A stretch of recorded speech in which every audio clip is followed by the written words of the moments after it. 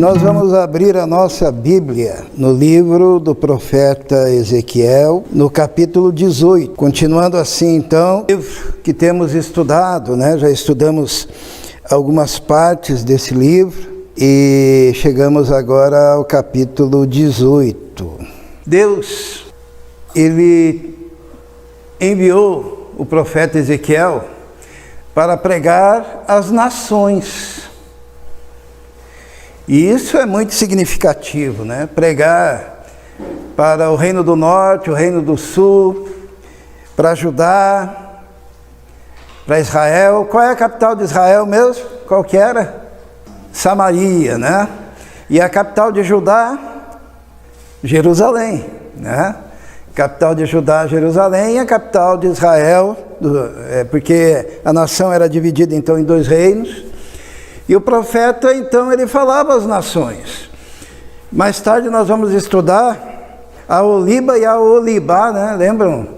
É quando Deus pega e chama Samaria e Jerusalém, dá esses nomes que seriam de duas prostitutas que haviam sido resgatadas. E assim Deus trata aqueles dois reinos, porque eles haviam se afastado de Deus.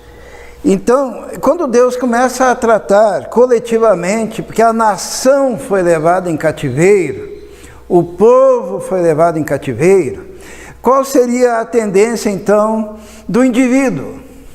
Porque você faz parte de um povo e Deus está tratando o povo. Daí a gente diz, por causa desse povo, isso está me acontecendo.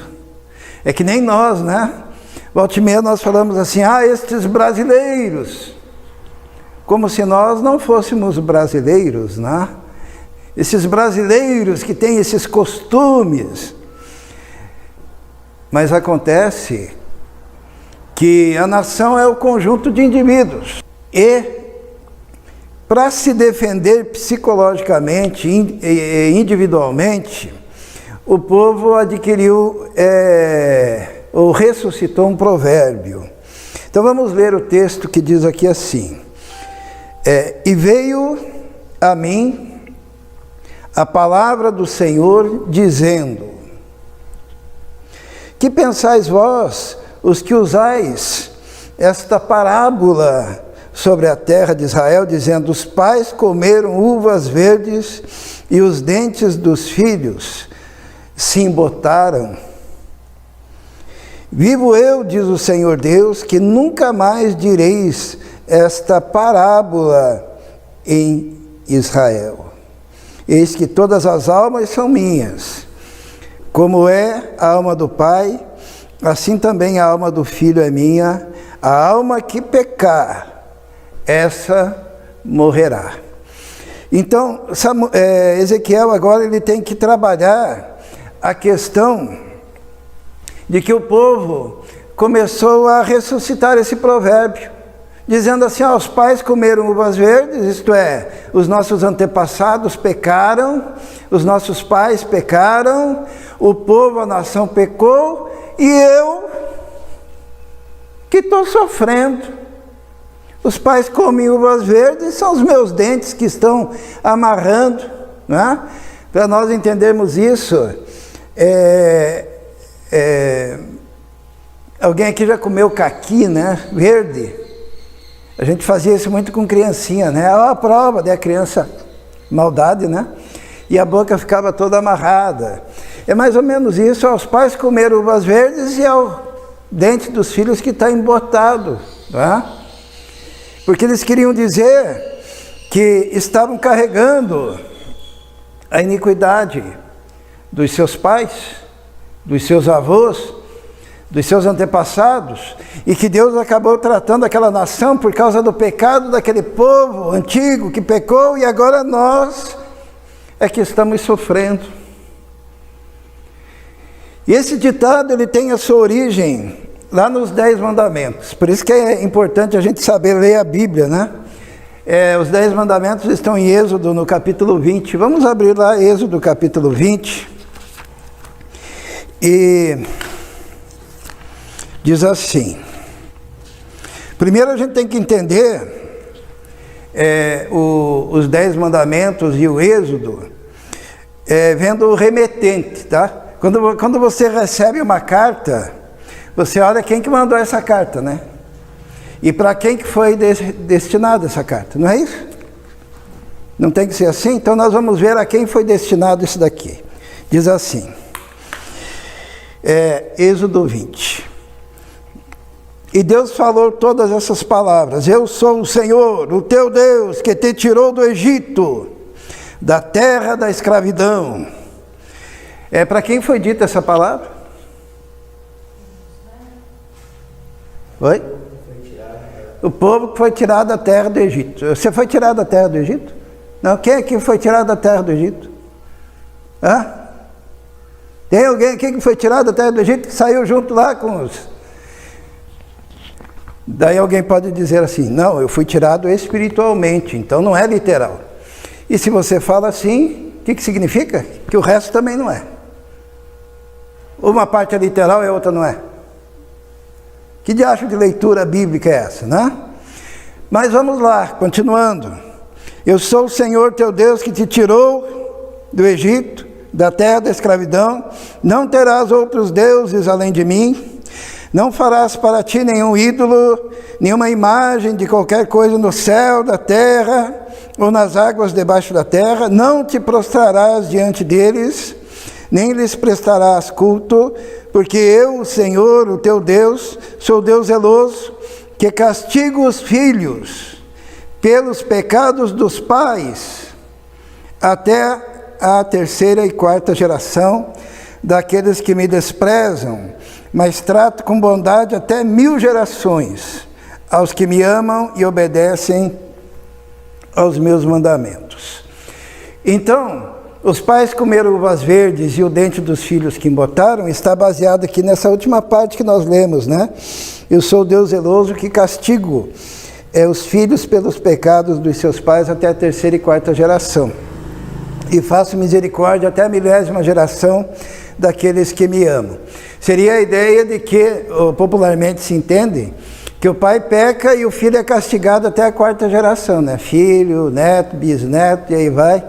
Mas se alguém se converte, daí o cara está livre até a 1000ª, se for raciocinar dessa forma, né? Então os que procedem de você estão tranquilos porque você se converteu em dado momento. Na verdade, o texto não diz nada disso. O Senhor castiga a iniquidade dos pais sobre os filhos, até a 3ª e 4ª geração, naqueles que continuam nos caminhos dos seus pais, né? Se não houver conversão. Por quê? Porque a tendência é praticar as mesmas coisas, é seguir os mesmos caminhos. É alguém que nasce numa igreja idólatra, e daí aquilo é ensinado para os seus filhos, daí para os seus netos, daí vai, e nós encontramos gerações inteiras que são idólatras, porque não houve um momento de ruptura, mas nenhum deles está levando o pecado do outro, mas está levando os seus próprios pecados, porque continua cometendo os mesmos pecados dos seus pais. Só que o entendimento errado desse texto fez com que em Israel nascesse esse ditado: olha, os pais comeram uvas verdes e foi o dente dos filhos que embotou. Meu pai pecou e eu que estou pagando. E isso é uma coisa totalmente equivocada. E como a nação estava sofrendo, lá no livro de Ezequiel, vamos voltar para Ezequiel, eles ressuscitaram esse ditado e começaram a aliviar a consciência, dizendo: se tudo isso está acontecendo conosco, é por causa dos pecados dos nossos pais. É interessante que isso é tão impregnado, que quando Jesus, no capítulo 9 de João, vamos abrir lá,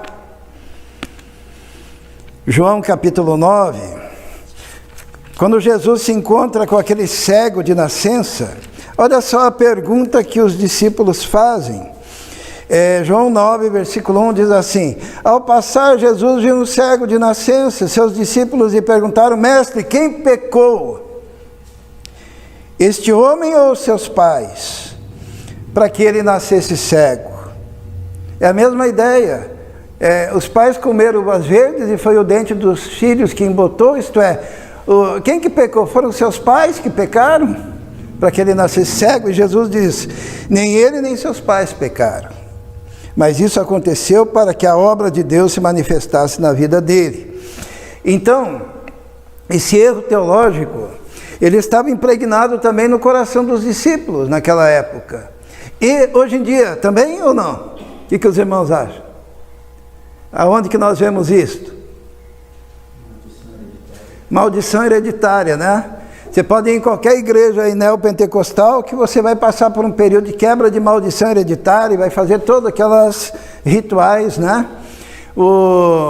A Igreja Universal, eles acreditam o seguinte, que toda família tem um demônio, que é chamado de demônio familiar, ou espírito familiar, que num dado momento vai tentar destruir a família.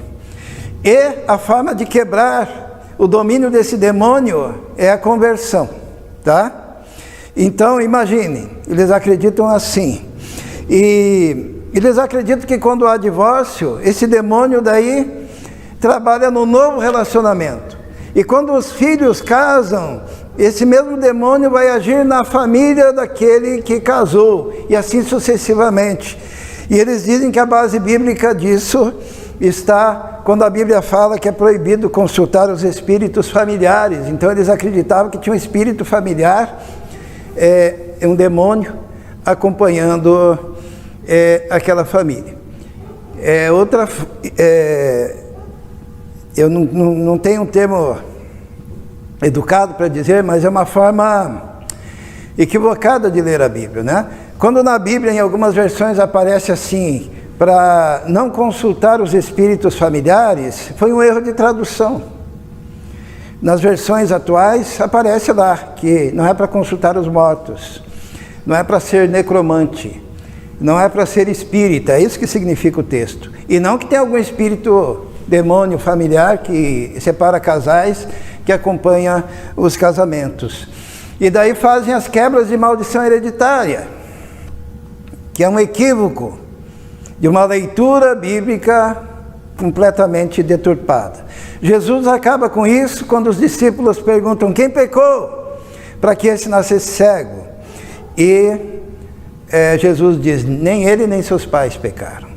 E aqui no livro de Ezequiel acaba com isso, quando ele diz assim que Deus jurou e disse, nunca mais direis esta parábola em Israel. Em algumas versões aí aparece este provérbio em Israel, né? Nunca mais. Foi proibido esse provérbio. Foi proibida essa interpretação bíblica equivocada. Deus assim a proibiu, para que se estabelecesse uma coisa que nós muito bem entendemos. O Senhor diz assim, eis que todas as almas são minhas, como é a alma do Pai, assim também a alma do Filho é minha. A alma que pecar, essa morrerá. E aqui está estabelecido o princípio da responsabilidade individual. A responsabilidade é do indivíduo. Ele não pode empurrar essa responsabilidade nem para os seus pais, ele não pode empurrar essa responsabilidade para a sua nação, ele não pode empurrar essa responsabilidade para a época em que ele vive, que é mais difícil, ou para a situação que ele nasceu, porque nasceu numa favela, ou por uma questão social. Não, a alma que pecar, essa morrerá. E a responsabilidade do pecado será sempre do indivíduo. E é ele que vai tratar sozinho diante do justo juiz do universo, por qualquer pecado que tenha cometido. E já vou dar o final da história para os irmãos, é chamado de spoiler, né? Qualquer pessoa que for sozinho para dar conta dos pecados diante do Senhor, Rei do Universo, o que vai acontecer com ele? Oi? Vai ser condenado. A gente tem que entender A responsabilidade é individual. Mas se você for sozinho diante do Senhor do Universo, no final lá, para prestar contas, você já está condenado, porque você é culpado. Você é pecador.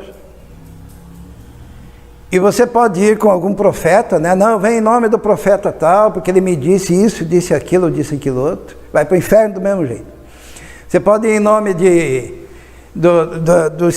das suas boas obras que você praticou. No final, vai ser condenado do mesmo jeito. Qual a maneira de chegar diante do justo juiz e ser absolvido? Jesus. Ou você chega com Jesus, e daí o Senhor Deus vai ignorar os seus pecados, porque já foram pagos por Jesus. E você está salvo. Ou você chega sem Jesus e chega com o que você quiser, e já estará devidamente condenado, porque rejeitou Jesus. Tá? A alma que pecar, essa morrerá. E o profeta, ele continua dizendo, olha, tudo isso está acontecendo com a nação, mas eu quero dizer para vocês, que sendo, pois, o homem justo, praticando juízo e justiça, e nós estamos falando da velha aliança, que agora, não comendo sobre os montes, nem levantando os seus olhos para os ídolos, nem contaminando a mulher do seu próximo, nem se chegando à mulher na sua separação, coisa que era proibida naquela época pela lei, não oprimindo a ninguém, tornando ao devedor o seu penhor, não roubando, dando o seu pão ao faminto, cobrindo-o nu com roupa, não dando o seu dinheiro à usura, e não recebendo demais, desviando a sua mão da injustiça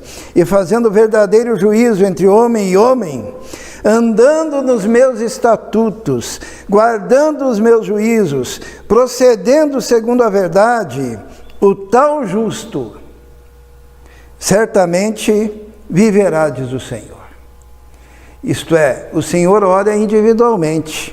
E aqui está falando qual é o proceder daquele que tem Deus na sua vida. E tem muitas coisas aqui que nós precisamos ficar de olho, né? Praticando juízo e justiça,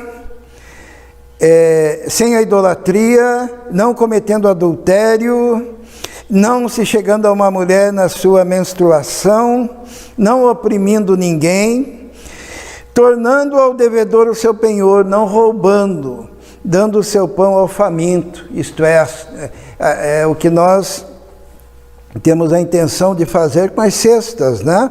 Cobrindo o nu, quando a gente distribui roupas, fazendo beneficência, não dando o seu dinheiro à usura. O que é a usura? Usura é juros acachapantes, injustos, né? Isto é, existe muito, quando sobra um dinheirinho, de emprestar o dinheiro a juros, né? Como que é o nome disso mesmo? São os agiotas, né? Os agiotas. Tem uma igreja, eu não vou falar que igreja que é, que eles queriam construir, e o pastor começou a pegar dinheiro emprestado de agiota, e pagando juros exorbitantes, né? E a igreja cada dia maior, sendo construída, né? Hoje é enorme aquela igreja. E o pastor, daí, quando terminou a construção, teve que fugir, de tanto que ele devia muito, porque quem empresta e quem dá emprestado com usura, comete crime do ponto de vista humano, né? Mas comete crime também diante de Deus, né? Eu conheci famílias de igrejas que tinham um dinheirinho a mais lá na conta, né?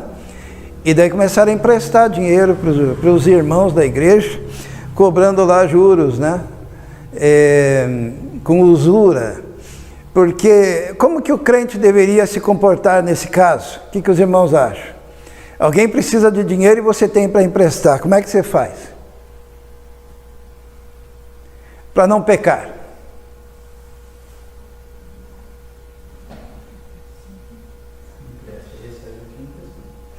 Empresta e recebe o que emprestou com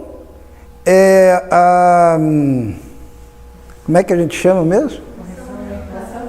Com o valor corrigido, né? Valor corrigido. Então, é isso. Você vai enriquecer as custas do seu irmão, né? Quando você cobra além daquilo que seja justo, você está cometendo o pecado de usura. Tem um salmo que diz assim: Senhor, quem entrará no teu santuário? Qual que é a resposta que é dada naquele salmo? Quem tem as mãos, a gente tem até uma música, né? Quem tem as mãos limpas, o coração puro. Mas lá no salmo diz assim: aquele que não empresta o seu dinheiro com usura. Em algumas traduções aparece juros, né? Que seria uma forma de você lucrar com a desgraça do seu irmão, né? E isso é pecado.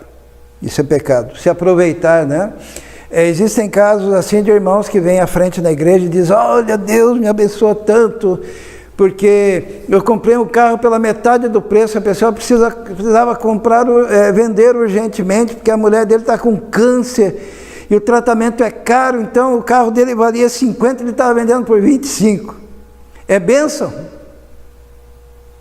Não. É pecado. É pecado. O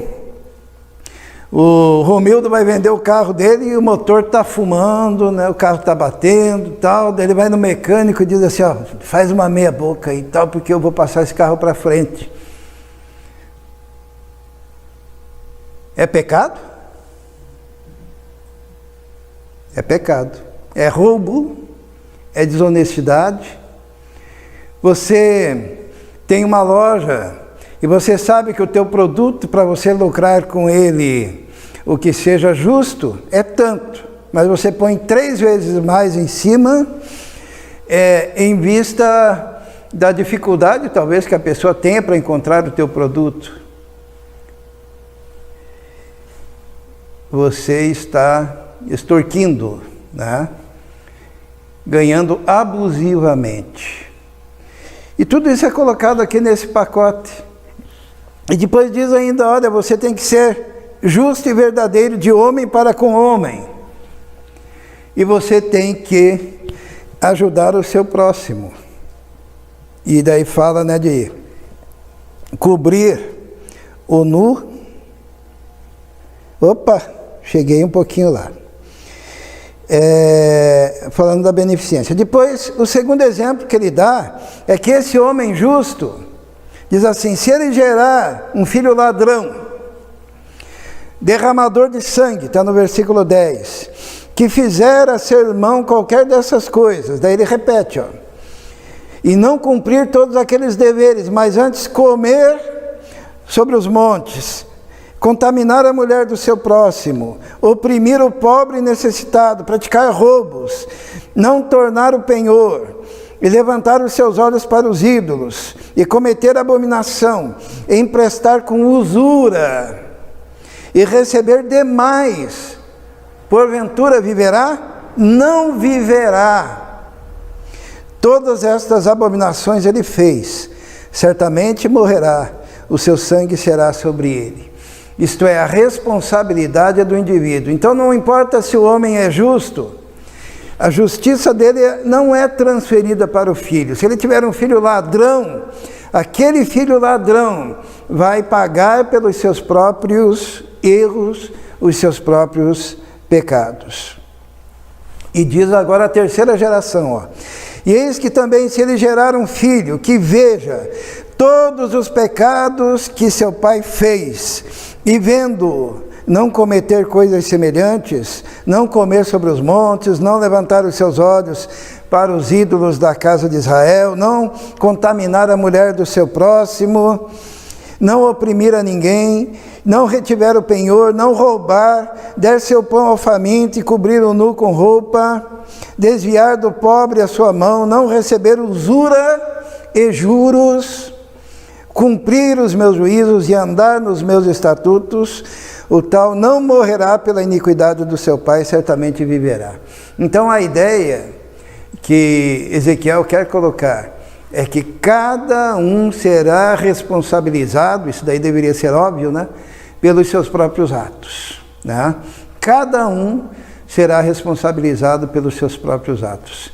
E um pai que tem um filho ladrão, ele não será responsabilizado pelos atos dos seus filhos. E se esse filho ladrão tiver um filho que, vendo o pai ladrão, resolver andar corretamente, a justiça desse filho será dele, porque a responsabilidade diante de Deus é individual. Com isso, o profeta sepultou aquela ideia que havia no meio do povo, que os pais comeram uvas verdes e foi o dente dos filhos que embotaram. Aquela má interpretação do texto dos 10 mandamentos, né, da iniquidade dos pais sobre os filhos. Não, desde que esses filhos sigam na mesma iniquidade dos pais, daí vão realmente receber o resultado das suas próprias ações. Seu pai, versículo 18, porque praticou a extorsão, roubou os bens do irmão e fez o que não era bom no meio do seu povo, eis que ele morrerá pela sua iniquidade. Mas dizeis, por que não levará o filho a iniquidade do pai? Há um questionamento no versículo 19. Daí Deus responde, né? Porque o filho procedeu com retidão e justiça, e guardou todos os meus estatutos, e os praticou. Por isso, certamente viverá. A alma que pecar, essa morrerá. O filho não levará a iniquidade do pai, nem o pai levará a iniquidade do filho. A justiça do justo ficará sobre ele, e a impiedade do ímpio cairá sobre ele. Mas se o ímpio se converter de todos os pecados que cometeu, e guardar todos os meus estatutos, e proceder com retidão e justiça, certamente viverá, não morrerá. Isto é, por mais que a responsabilidade seja individual, Deus sempre dá um escape. E o nome desse escape é conversão. O que é conversão? Conversão, a gente aprende quando está fazendo autoescola, né? Conversão à direita, à esquerda. Conversão é mudança de rumo. Literalmente significa mudança de mente. A pessoa está indo por um caminho e altera esse caminho radicalmente. No caso da nova aliança, essa conversão é porque Deus muda o coração, Deus muda a mente, Deus ressuscita o Espírito, Deus derrama do Espírito e o Espírito passa a morar dentro de nós, unindo-se ao nosso Espírito, fazendo de cada um de nós novas criaturas e retira aqueles princípios legais do Velho Testamento e coloca uma nova lei no coração, que é a lei de Cristo, e a pessoa passa a viver em novidade de vida, num comportamento diferente. É muito interessante quando a gente vê conversões genuínas, né? No caso, a gente está muito acostumado a ver, né, as pessoas querendo tirar proveito de outros financeiramente. Daí isso nos lembra a conversão de Zaqueu. Como é que era o caso de Zaqueu mesmo? Zaqueu, ele era cobrador de impostos e ele era ladrão, porque ele cobrava 4 vezes mais, não é isso? Ele cobrava além da conta, porque havia uma lei romana, porque o cobrador de imposto judeu, ele cobrava para dar para o Império Romano, certo? Então Roma dizia assim para ele, olha, quando você cobrar imposto dos seus irmãos aí, e por isso que o cobrador de imposto era odiado, o que você pegar a mais é o teu salário. Beleza, né? O que você cobrar além do que nós queremos é o teu salário. Então os cobradores de impostos cobravam horrores da população.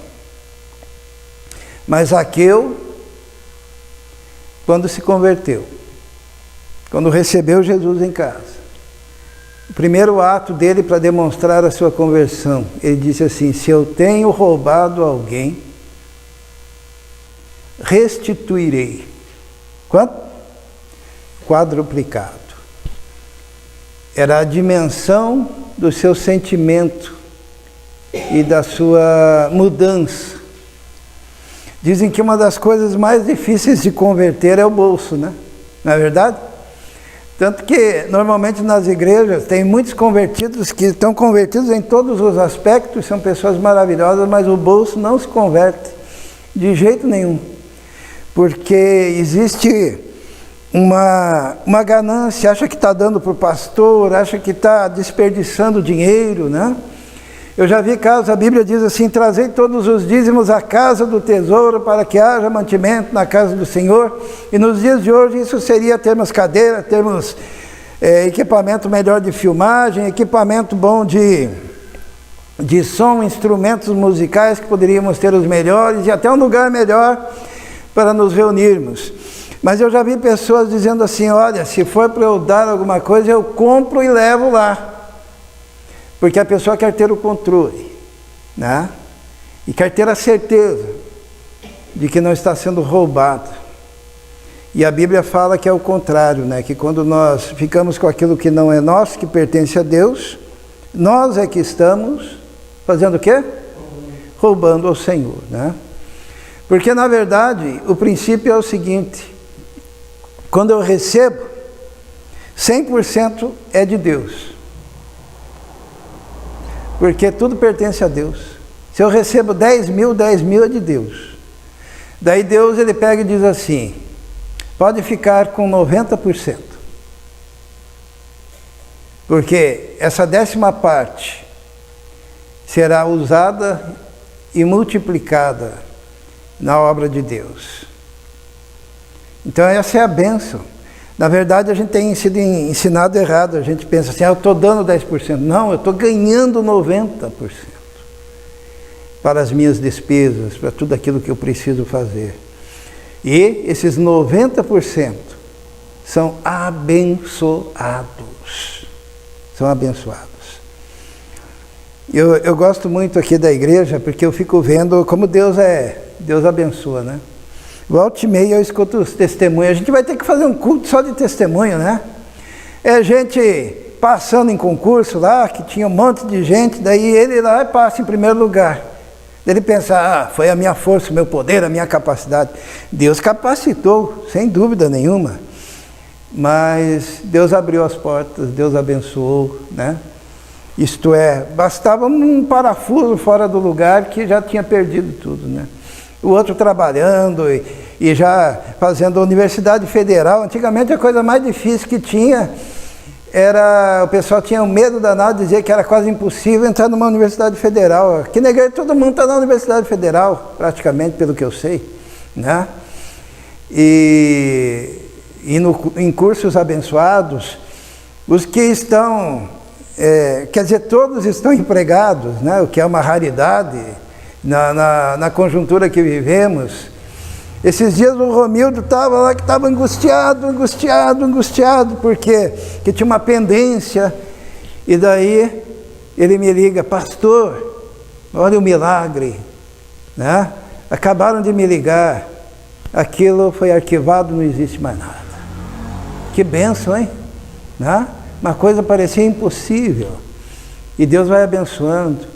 Numa pandemia, todo mundo saudável, né? Porque no primeiro dia da pandemia eu falei, fiquem debaixo do guarda-chuva. E eu não estava brincando. E se você fica debaixo do guarda-chuva, que seria dessa aura de proteção de Deus, que Ele prometeu, ficar dentro do barquinho, a graça, a bênção, a proteção do Senhor, né?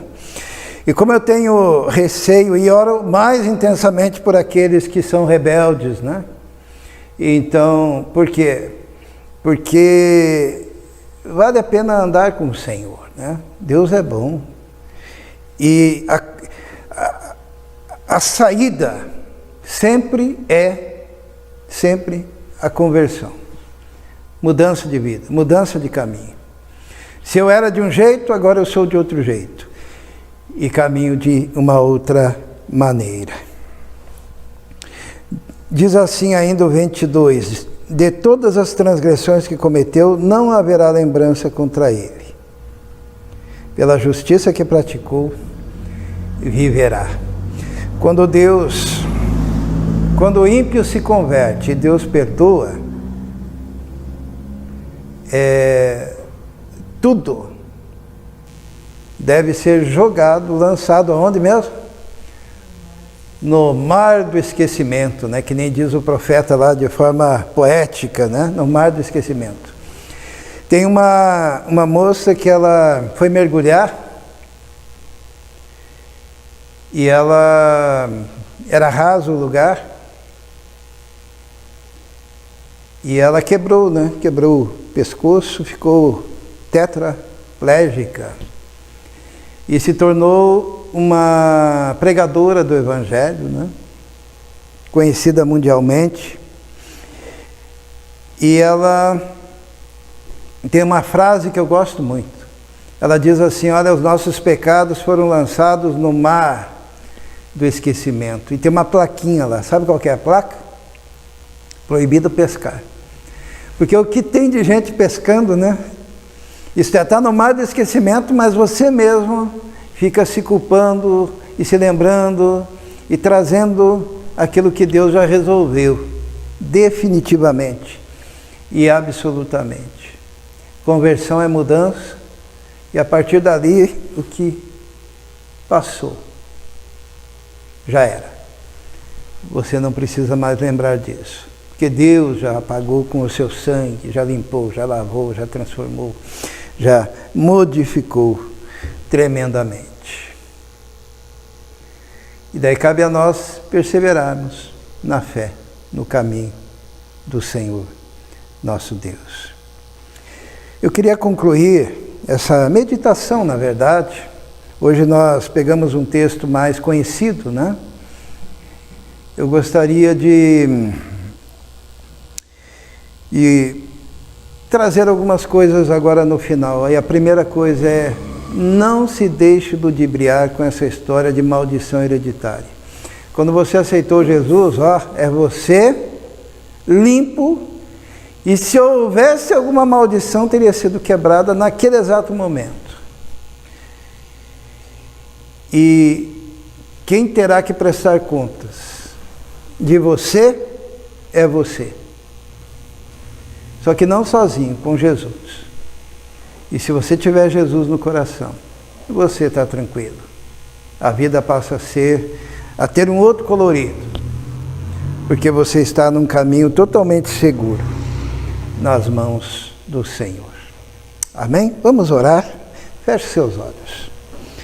Senhor, muito obrigado pela Tua palavra que mostra que nós tratamos individualmente com o Senhor. Que mostra que o Senhor proveu uma solução para cada um de nós. E basta cada um de nós chegarmos aos Teus pés, abrindo o coração, entregando o coração a Ti, pedindo a remissão, o perdão absoluto dos pecados, sabendo que o Senhor apaga toda transgressão. Quando chegamos até o Senhor nos acolhe, nos liberta, nos transforma. E nós queremos Te louvar e Te agradecer e pedir, Senhor, por aqueles que ainda não tomaram essa decisão diante de Ti, que ainda hoje, Senhor, estejam dobrando os joelhos e entregando o coração a Ti. É o que eu Te peço, em nome de Jesus. Amém.